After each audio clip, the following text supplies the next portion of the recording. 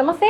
ప్రస్తుతం మనతో పాటు సీనియర్ జర్నలిస్ట్ జగదేవ్ గారు ఉన్నారు. ఆయనతో మాట్లాడదాం. నమస్తే సార్. నమస్తే సార్, బుద్ధా వెంకన్న ఒక వ్యాఖ్య చేశారు. ఏంటంటే ఆరా మస్తాన్ చేసిన సర్వే, ఇచ్చిన సర్వే అది కరెక్ట్ కాదు, ఒకవేళ అది కరెక్ట్ అని ప్రూవ్ అయితే నా నాలుక కట్ చేసుకుంటా అని ఒక సంచలనమైన వ్యాఖ్య చేశారు. అసలు ఎందుకు అంత అపనమ్మకం ఉంది బుద్ధా వెంకన్న గారికి? ఎవరి మీద అంటే ఆరా మస్తాన్ మీద అపనమ్మకం ఎందుకు అనుకోవాలి? ఆయన మీద ఆయనకి నమ్మకం ఎక్కువ అనుకోవచ్చుగా.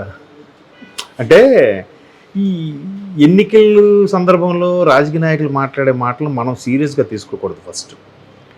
కాకపోతే సవాలుకి ప్రతి సవాలు, చలోక్తులు ఇవన్నీ కామను. మరి ఆయన ఏ కాన్ఫిడెన్స్తో ఉన్నాడు? ఆయన కంపల్సరీగా కూటమే వస్తుందని చెప్తున్నాడు. ఆయన ఏమన్నాడంటే ఆరామస్థాన్ సర్వే రైటో రాంగో విషయం పక్కన పెడితే కూటమే కంపల్సరీగా గవర్నమెంట్ ఫామ్ చేస్తుంది అనేది అందరి నమ్మకం. కాకపోతే ఇక్కడ ఎగ్జిట్ పోల్స్ ఎప్పుడైతే 1వ తేదీ సాయంత్రం 6:30 తర్వాత స్టార్ట్ అయ్యాయో అన్నీ కూడా కొన్ని వైసీపీకి ఫేవర్గా చెప్పాయి, కొన్ని టీడీపీకి అదే కూటమికి ఫేవర్గా చెప్పాయి. ఓవరాల్గా చూస్తే టీడీపీకే ఫేవర్గా చెప్పినవి ఒక 4-5 ఎక్కువ ఉన్నాయి కంపేర్ టు వైసీపీ. అంటే కొంతమంది 40లో 35 టీడీపీకి చెప్తే 5 వైసీపీకి చెప్పాయని అంటున్నారు. కానీ కాదు, వీళ్ళు కూడా ఫేవర్గా చెప్పి ఉన్నాయి, అవి జరిగాయి. అయితే ఇక్కడ ఒక్కసారి మనం ఎగ్జిట్ పోల్స్లో ఎంతవరకు వాస్తవం ఏంటి అనేది కాసేపు మాట్లాడుకుంటే, స్థానికంగా చెప్పినవి, లోకల్గా చెప్పినవి ఏవి కూడా వాస్తవం కాదనుకుందాం. ఎందుకు?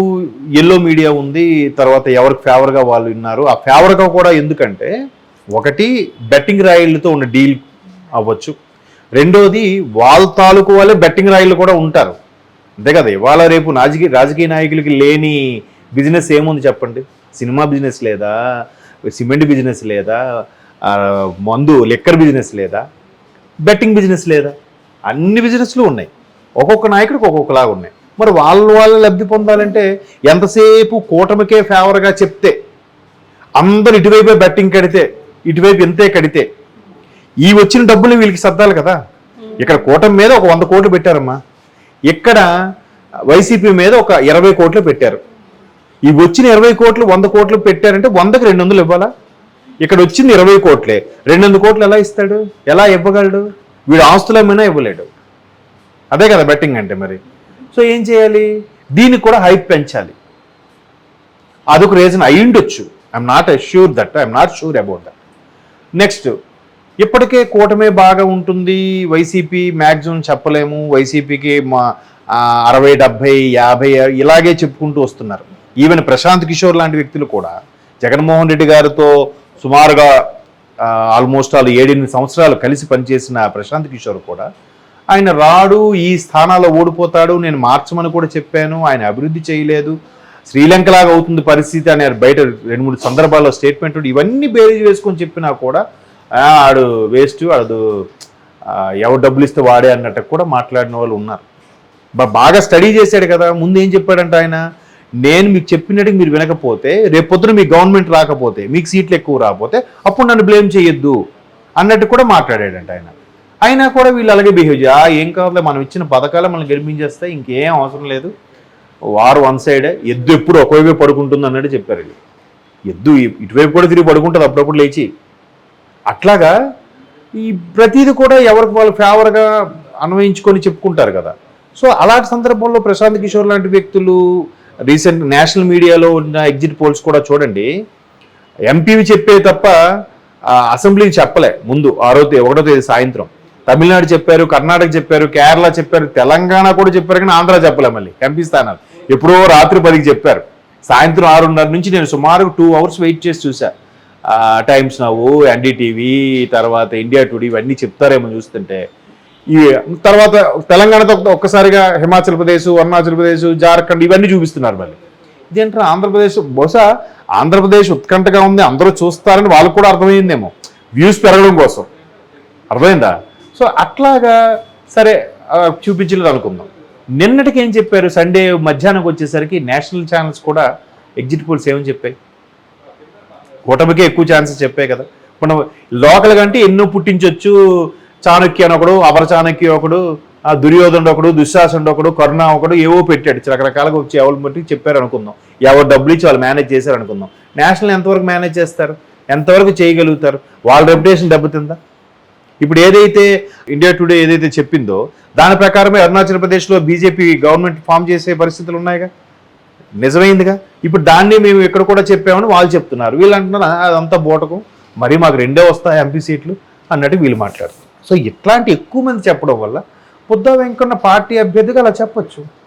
ఇప్పుడు సజ్జల గారు ఏం చెప్తున్నారు వైసీపీ నుంచి, మాకు 2 ఎందుకు ఇవ్వడం, మాకేం అవసరం లేదు, మీరే తీసుకోండి అన్నట్టు ఎటకారంగా ఏదో మాట్లాడుతున్నారు. మరోవైపు సజ్జల గారు ఏమంటున్నారు, పోలింగ్ కౌంటింగ్ ఏజెంట్లు మాకు కావాలి, కౌంటింగ్ ఏజెంట్లు ఎవరైతే నియమ నిబంధనలు శుద్ధిగా ఉండి పర్ఫెక్ట్గా ఉంటాం అనుకున్న వాళ్ళు మాకొద్దు అంటే అర్థం ఏంటి, రెబల్గా ఉండే వాళ్ళకి కావాలనేక. దాని మీద ఆల్రెడీ కేసు కూడా ఫైల్ చేశారంటగా పోలీసులు, న్యూస్లో చూశాను. కానీ ఫస్ట్ టైం పోలీసులు ఒక వైసీపీ నేత మీద ఫైల్ చేశారంటే కూడా చూసాం. ఇటన్నిటి పరిణామాల దృష్ట్యా ఏమనిపిస్తుంది, కూటమి వస్తుందని మ్యాక్సిమం అందరికీ అనిపిస్తుంది. ప్రభుత్వ ఉద్యోగులు ఎప్పుడూ లేనిది మ్యాక్సిమం 130,000 140,000 ఓట్లే అయ్యాయంటే ఇంతవరకు రికార్డు. 70,000 80,000 మంది చేసేవారు. ఇప్పుడు ఈసారి అనూహ్యంగా 4,40,000 మంది వినియోగించుకున్నారు. మరి వాళ్ళల్లో ఇప్పుడు 1,00,000 తీసేయండి వైసీపీకి, మిగతా 3,40,000 కూడా కూటమికి ఫేవర్గా ఉండేవాళ్ళుగా. వాళ్ళ ఇంట్లో కుటుంబ సభ్యులు ఒక్కొక్క ఇంటికి 2 3 వేసుకోండి, వీళ్ళు 4 లక్షలు ఇంటికి అదొక 10 లక్షలైనా అవుతుందిగా. అది కాక పెన్షనర్స్ ఎప్పుడో రిటైర్మెంట్ అయిపోయి ఉన్న వాళ్ళు ఉన్నారు, 20 ఏళ్ళ నుంచి పెన్షన్ తీసుకుని ఉన్నారు, 10 ఏళ్ళ నుంచి పెన్షన్ తీసుకుని ఉన్నారు. వీళ్ళందరూ కూడా 5 ఏళ్ళు కనీసం డిఏ అంటే తెలియకుండా ఉన్నారు. వాళ్ళందరూ ఎవరికి వేశారు? మరి వాళ్ళ కుటుంబ సభ్యులు మరి ఎవరెవరికి చెప్పారు? ఇవన్నీ కూడా ఏంటమ్మా.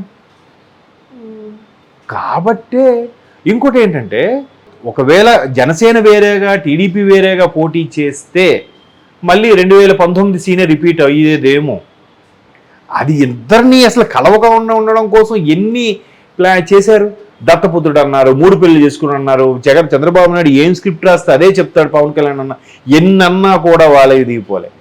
ఆఖరికి వాళ్ళకి సమన్వయ కమిటీలో కూడా గొడవ పెట్టాలని చూశారు. అఫ్కోర్స్ కొంతమంది రెబల్స్ అయితే ఉన్నారు ఇప్పటికీ.